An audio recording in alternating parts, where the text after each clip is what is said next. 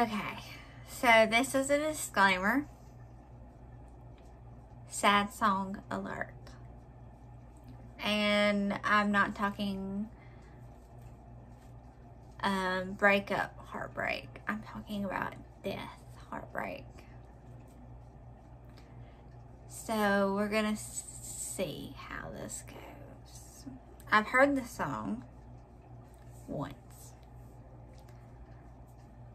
So it's gonna be very interesting.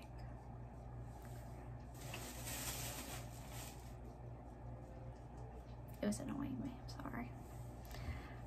To listen to it. Especially knowing the meaning behind it. Those are the ones that always get you when they have a real true meaning behind them. We're doing Eric Clapton. Yes, a legend. I've never done Eric Clapton. So I'm excited, yet kind of dreading it because knowing what the song is about. I'm doing Tears in Heaven. And as the song goes on, I will explain more of the story, but this song is something he written. The song is something he wrote about his son, who died tragically when he was very young. So let's get into it. Take a deep breath and get after it. Here's Eric Clapton, Tears in Heaven.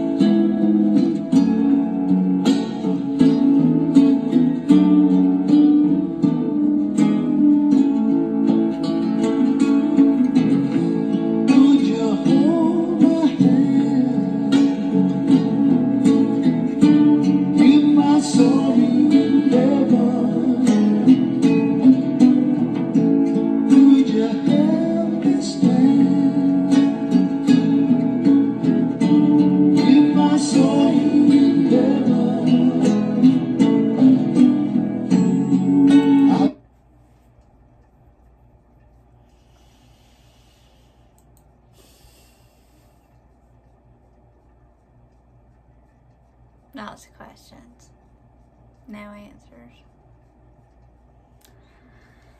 Okay, we might as well get into the story, which I hate. Tears in Heaven is one of Clapton's most heartbreaking songs, based on the tragic death of his son Connor, who was only 4 when he died after accidentally falling from a 54-story apartment. The track was written during Clapton's 6-month hiatus from music after this devastating event and has 3 verses and a bridge.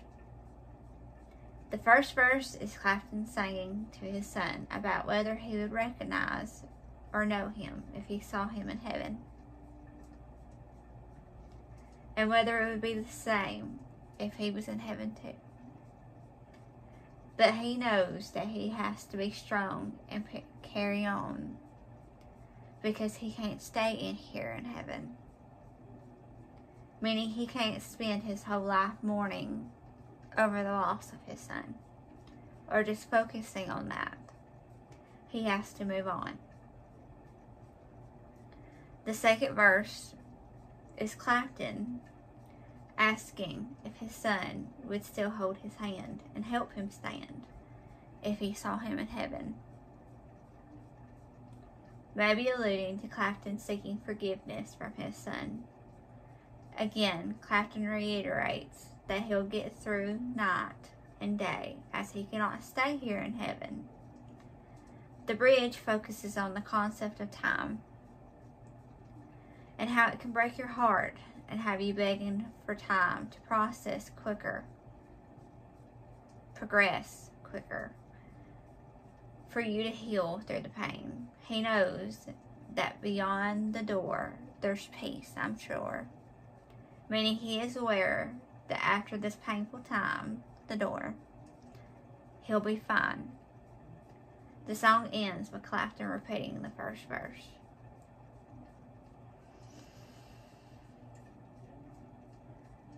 I've experienced death in many ways. But to lose your child is one that I hope I never experience. And I'm not even a mother yet.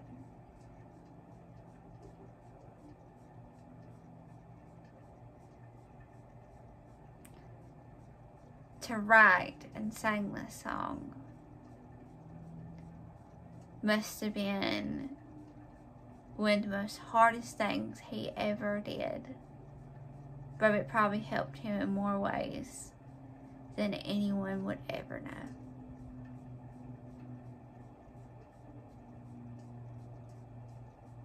Because he's right.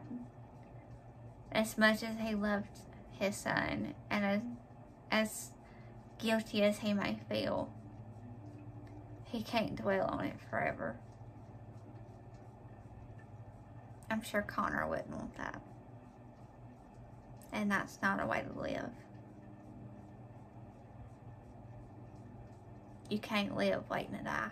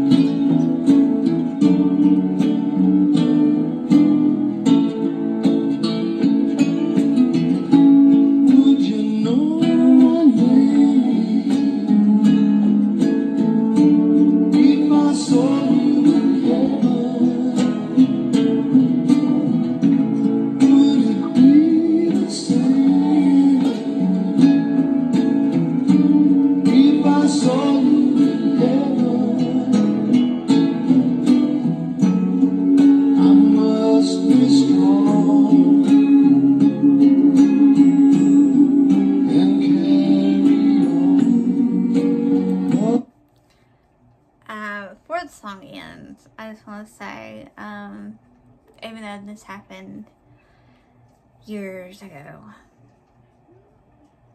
Eric Clapton definitely has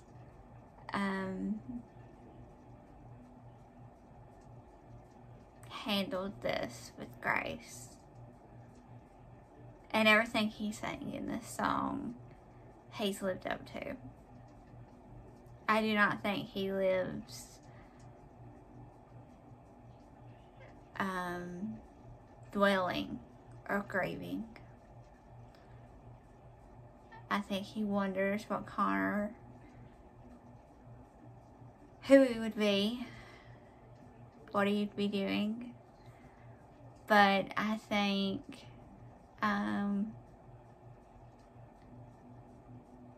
he's handled this as graceful as expected.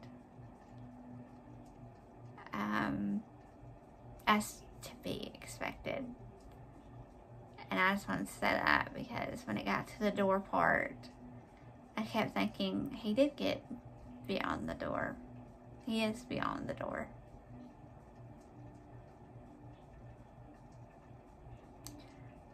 As much as he can be, I guess, when you're in a situation like that. So, but he's a good man. He's got a strong heart, strong mind, strong soul to even continue to make music after something as tragic as that. So, and I think he did Connor very proud with a song like this. And yeah, I think he'd know who you were. He'll know when you get there. You don't have to worry about it.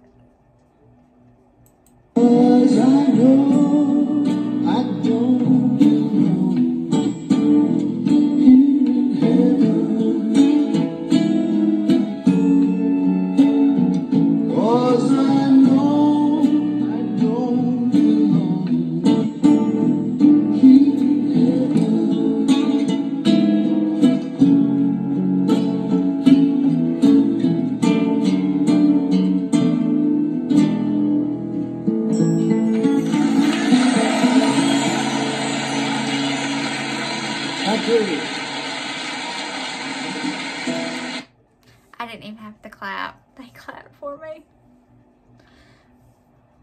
God, I couldn't imagine singing that song live. I really couldn't. Just listening to it is like, usually like heart palpitations. Like you just feel anxiety from it. And like I said, I've experienced death in many ways, but Lord help me if I ever lost my child, and I don't even have one.